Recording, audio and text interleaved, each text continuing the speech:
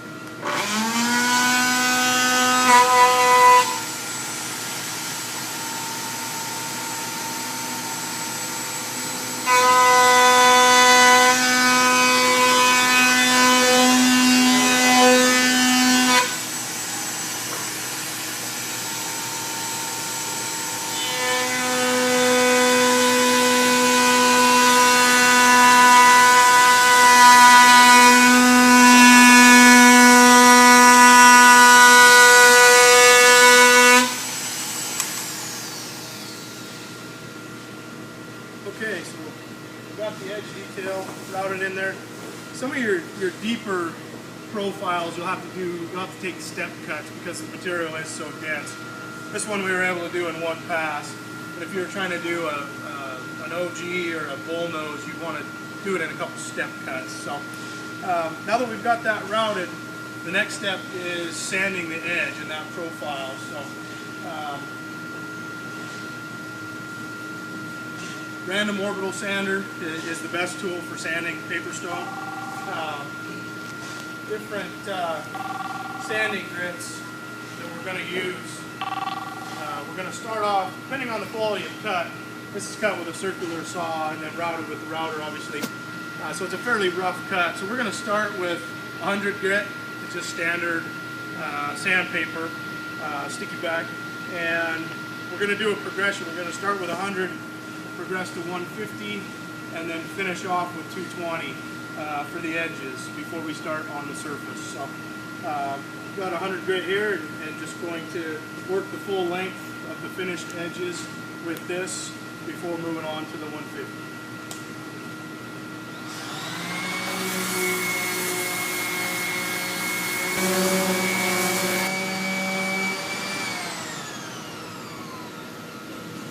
Okay, so we just finished up sanding the edge, the exposed edge. The final grit is a 220 grit. We did a progression of 100, 150, and 220. And so the next step is going to be to sand the surface.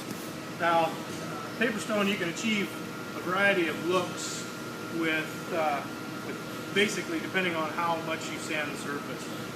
PaperStone, factory finish on PaperStone is a heavy matte, almost textured finish. And the more you sand the surface of the panel, the more of that texture you remove. And you can remove it all to get somewhat of a low sheen,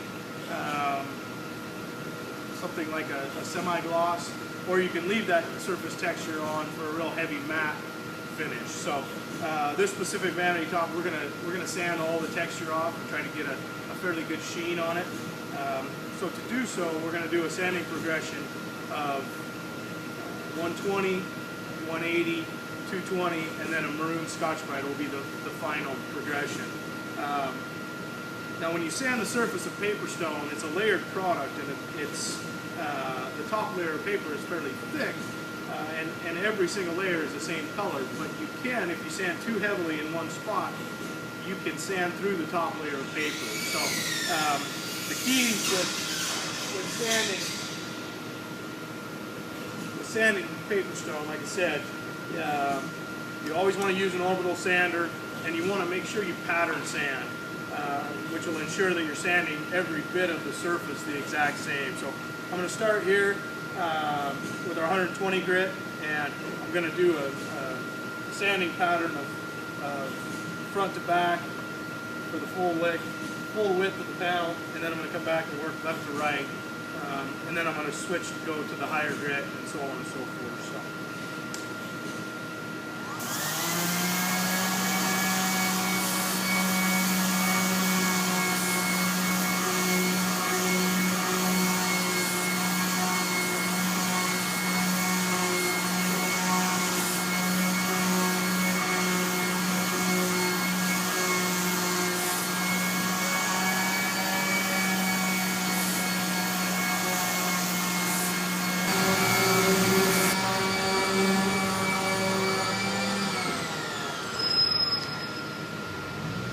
Okay, so we just finished the third step in our progression, which is 220 or 240 grit. The last step will be maroon Scotch-Brite or non-woven pad. You can't find them in the round shapes. You can buy them in the rectangular shapes. They work just as well. But this will be the last sanding step for the surface before we clean it and coat it. So you want to make sure that you're continuing to sand in a pattern form. So.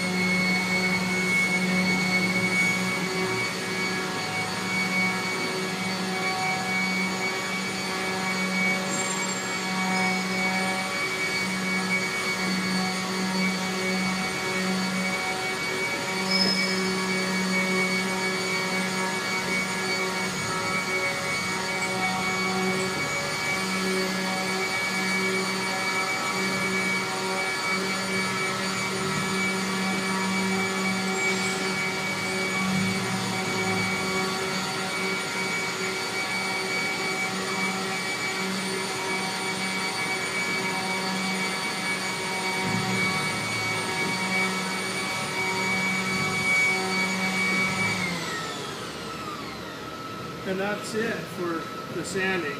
It's hard to tell by the video, but another key with sanding PaperStone is you don't want to put a lot of pressure with the sander. Just basically the weight of your hand on the palm sander is sufficient pressure.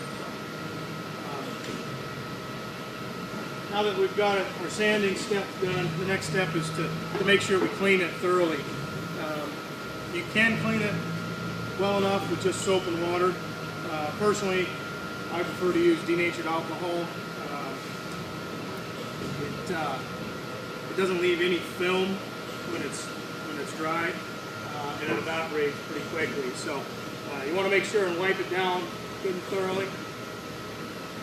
You don't want a lot of dust on the surface when you coat it. So make sure and get your edge profile as well.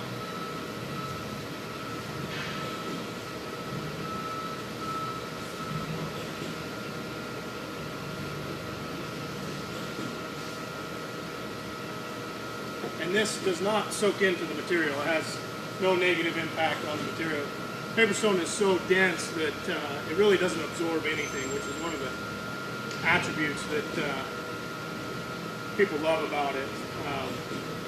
So this, you can see this is just evaporating off of the surface. So just a second that'll be totally dry and we'll be ready to apply our sealer, which there's a few different ways people like to finish PaperStone in terms of the finished products. This is my personal favorite, what I recommend. It's a product called Osmo Top Oil. It's a eco-friendly wooden countertop sealer, but it works really well with PaperStone. The only difference is, like I said, PaperStone is so dense that it's not going to absorb into the PaperStone. So what we're going to do is we're going to apply this. We're trying to get a couple of very thin, light coats to dry on the surface. And now that our top is totally dry, we'll go ahead and start applying this. For the top oil, my preferred method of application is to just simply wipe it on and buff it off. And these blue shop towels seem to work the best. So you simply just take one here, and I like to just pour a little bit onto the towel. And you can wear gloves for this. When it dries, it can be fairly sticky and kind of a pain to get off your hands. But there's no health concerns or risks by any means. So just trying to get everything thoroughly coated.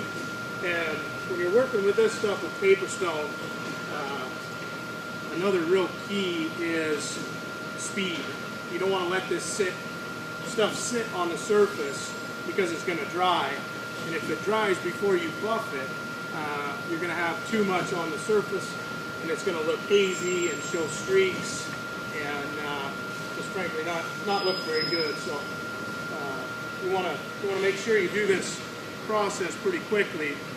Usually this is about the maximum size of top that I would do by myself. If it's anything larger than this, I would probably get a helper that could right now be buffing off and removing some of the excess while I'm still applying. So again, just making sure that the entire top is fully coated, including the edge.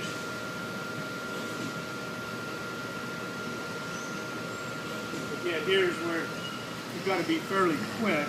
And what I like to do is fold the paper towels in half, one on each hand,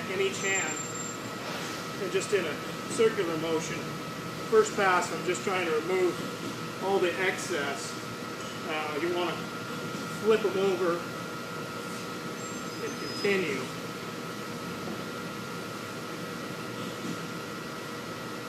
You can see now it's starting to dry a little bit as you remove the excess. So you want to grab new. You don't want to continue to use and buff the top with paper towels that have the coating on them, because you'll just end up smearing it all over the surface, and then you'll be left with streaks. So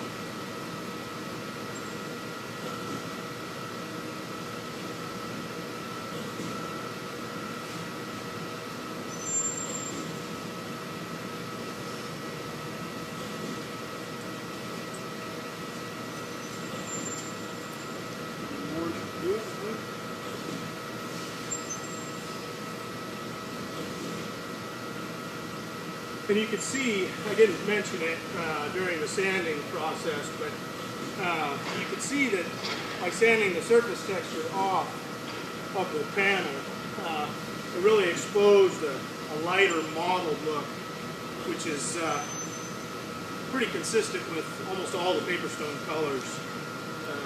The more you sand, the more you remove the texture, the more of this mottled or kind of marbled appearance will show. So once you get it buffed all the way, you're done with the first coat. Now it's key that you let that dry sufficiently, anywhere from 2 to 4 hours depending on the heat, before you apply the second coat. And then after the second coat, you want to let it sit a good 8 to 12 hours before you use it. And that is pretty much it. You can see our semi-finished PaperStone vanity top that after we apply the second coat on, we'll be done and be able to install that and drop our sinks in, and our project will be complete.